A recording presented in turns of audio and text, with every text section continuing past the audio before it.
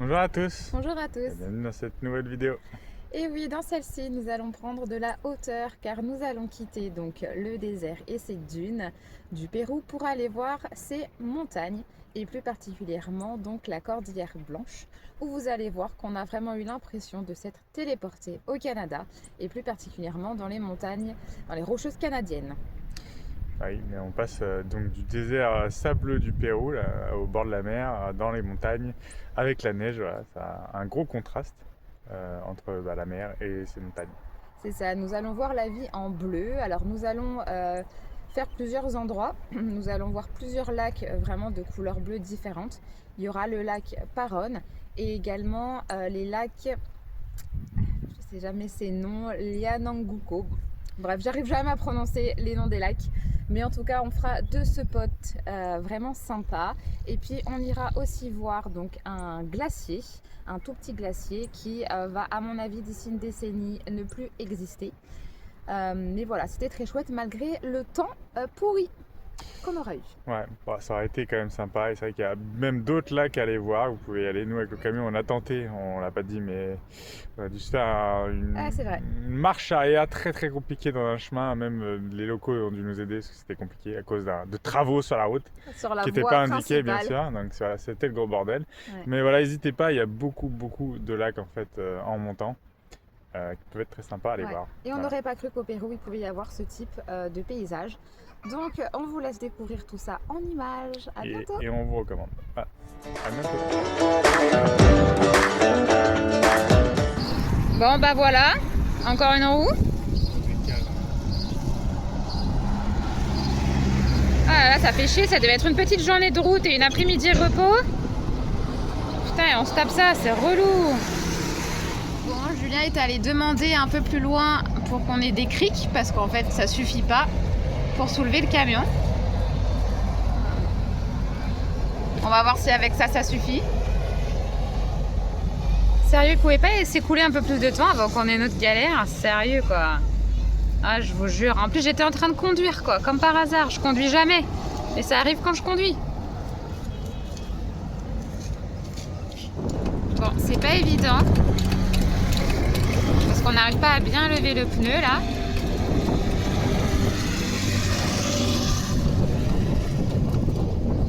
Et que bon bah celui là qui est à gauche là des gentils monsieur il se lève pas beaucoup.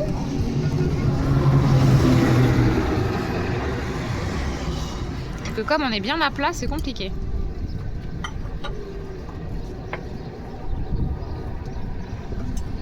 Ah putain.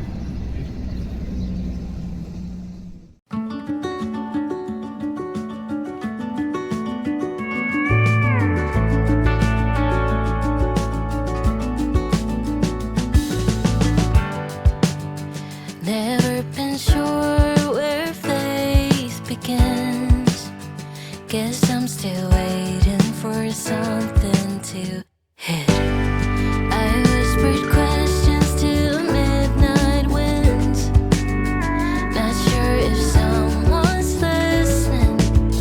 Lying here silent, your hand on my skin.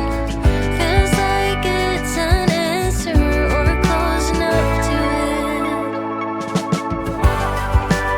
'Cause I don't know where we go when night fades in. Bon voilà, journée off aujourd'hui. On va rester sur ce spot. On s'est levé avec un joli soleil. Vraiment, le site est juste splendide avec la mer et les dunes tout autour. Vraiment pas mécontente d'avoir trouvé ce petit spot pépite. Et il y a un petit vent frais. On n'a quand même pas très chaud. Les enfants vont vouloir aller se baigner évidemment. En voilà un qui est déjà presque prêt. À voir. Là, je me suis dit chouette, hier on est sur un spot, il n'y a pas de vagues, on va pouvoir un peu nager et pas être ballotté à droite et à gauche par les vagues du Pacifique. Mais il va falloir trouver du courage parce que vraiment, on doit avoir un petit 18-19 là, je pense, et encore. Donc ça va pas être si simple de se jeter à l'eau. Mais allez, on va essayer quand même. Tu as fait des lacs plus froids au Canada. Ouais, c'est vrai que je me suis déjà baignée dans de l'eau plus froide au Canada, comme le lac à Yellowstone, mais Mais il faisait 25 dehors, il faisait chaud. Là, c'est juste le petit vent frais là qui rafraîchit, qui vous hérisse les poils. Toi, tu trouves qu'il fait chaud? Ouais, mais toi, tu joues depuis des heures là où t'es déjà dehors. Donc voilà, en général, aucune eau me résiste. Donc je vais quand même tenter. Mais c'est vrai que là, je trouve que c'est quand même plus difficile.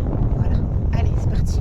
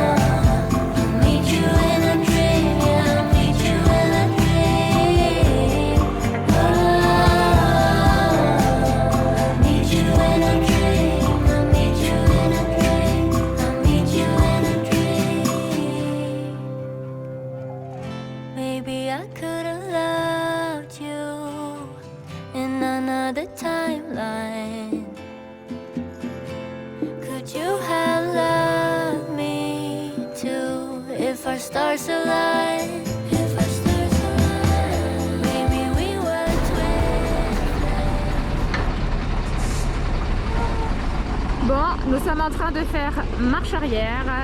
On voulait aller voir donc la lagune Kankagara et passer par le tunnel olympique. Et en fait, la route principale est fermée, donc ça nous fait des détours.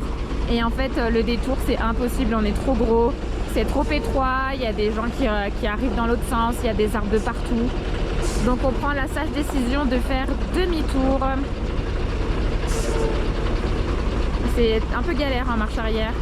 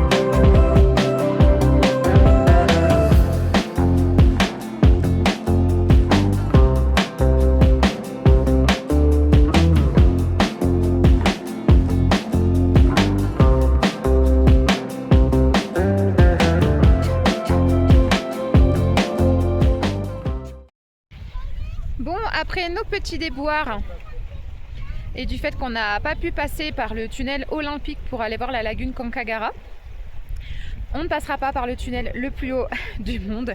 La route principale était malheureusement fermée sur un petit tronçon et impossible de prendre les rues latérales. Vous avez vu, on a dû faire demi-tour et une marche arrière, un peu stressante. Bon, ça a pris du temps, heureusement. Des gentils péruviens nous ont gentiment aidés. Et ensuite on a décidé, histoire de quand même faire quelque chose, de modifier un petit peu notre planning et donc d'aller voir les lagunes Lianangukos. Je vous remettrai le nom, j'arrive jamais à le prononcer. Donc en fait il y a deux lagunes qui se touchent. C'est aussi le point de départ de la lagune 69 qui est la lagune la plus touristique et la plus empruntée du parc. Malheureusement, c'est une rando qui fait quand même 5-6 heures à la journée, 700 mètres de dénivelé, avec quand même une altitude assez importante vu que l'arrivée est à 4006. Et clairement, on n'a pas actuellement l'énergie pour le faire. Et je pense que Quentin non plus, ça aurait fait vraiment trop long de marcher d'aussi longues heures. Donc du coup, on profite uniquement du paysage. On a perdu un petit peu de temps. Demain, on va faire le lac Paronne. Donc on va repartir là en fin de journée, trouver un spot dodo. Vous voyez, j'ai une petite copine. Il y a plein de vaches dans le parc. Enfin voilà, en tout cas le paysage est vraiment somptueux, la couleur de l'eau est vraiment magnifique. On a un temps incroyable alors que normalement on est en saison des pluies, donc on a vraiment de la chance. Donc on va essayer de profiter malgré la petite déception de ce matin. Mais voilà, ça fait partie du jeu. Allez.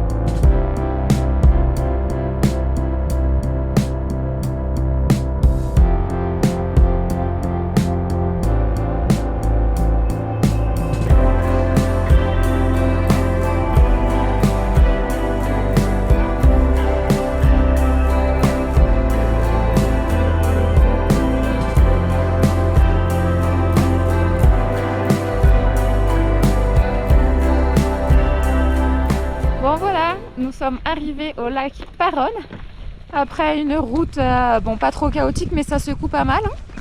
Et là nous allons, en fait on a pris le taxi parce que clairement il y a certains passages où c'est impossible avec le camion, surtout à la fin, ou même la voiture c'est juste. Donc là on va monter au Mirador. Je crois qu'il y a à peu près 45 minutes de marche pour aller photographier ce joli lac. Et puis après voilà, on redescend et à 11h on repart en taxi. Donc voilà, Julien est de repos aujourd'hui, il n'a pas à conduire. Et en plus, regardez, on a pu emmener Maïka. La petite pépette, elle aura sa petite randonnée.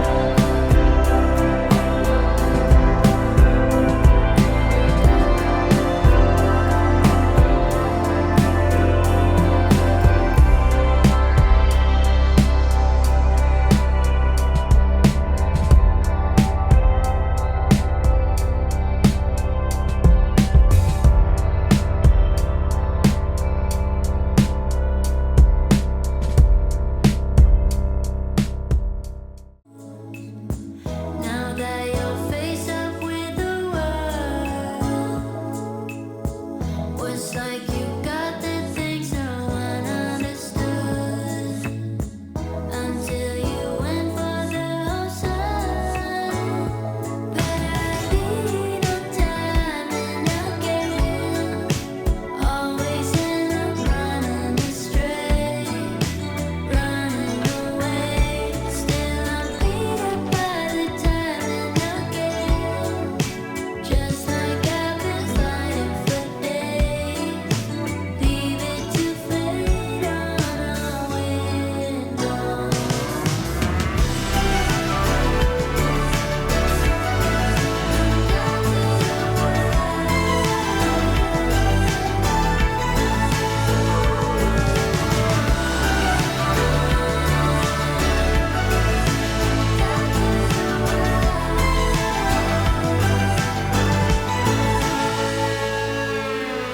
Been chasing places we have already been. Can't seem to make it past the fence. Of course there is no sense of motion, we just live by the friends. And I can make us fit the lens, but I need no time and again, always end up running astray, running away. Still I'm beat up by the time and again, just like I've been fighting for days. Leave it to fade on a window.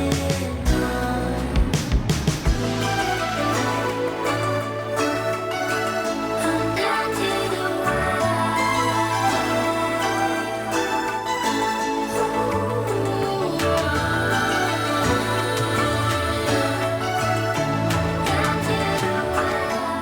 Donc nous sommes arrivés après 1 heure de route, pas très loin du glacier Pastovouri, sauf qu'en fait il y a, vous voyez derrière moi, le pont qui s'est effondré, donc ils sont en train d'en refaire un autre. Et donc on va devoir prendre un petit collectivo qui va nous emmener à peu près en 15 minutes au glacier. Les nuages arrivent, ça se couvre. Vous voyez derrière moi, c'est pas très beau. Mais bon, allez, on va voir, on vous emmène avec nous. Bon, nous sommes partis pour la petite balade. À peu près 40 minutes pour arriver jusqu'au glacier. Et vous voyez les nuages qui sont arrivés, je sais pas, en 10 minutes. Et qui est en train de recouvrir tout le glacier. Donc, on va essayer d'être optimiste. Et puis de voir si ça se lève. On a vu quelques vigognes au loin, malheureusement trop loin. Puis autant dire qu'avec le chien, ils vont pas s'approcher.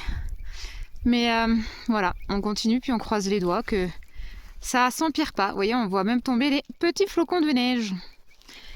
Un peu déçu parce que toute la matinée, il a fait super beau.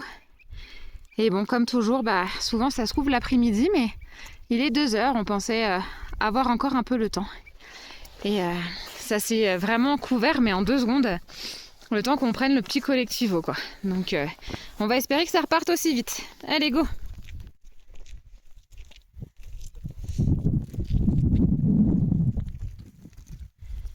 Bon, le temps s'améliore pas trop. Les enfants en ont marre. Mais il ne nous reste pas grand chose. Et c'est vrai qu'on se prend avec la petite grêle, petite neige en pleine face. C'est pas agréable. Et à l'altitude aussi, qui fait que même si c'est pas difficile, ça la rend difficile cette petite balade. Donc c'est pas l'éclate, mais maintenant qu'on a fait tous ces efforts pour voir ce bip de glacier, on va y aller. Allez, on se donne du courage.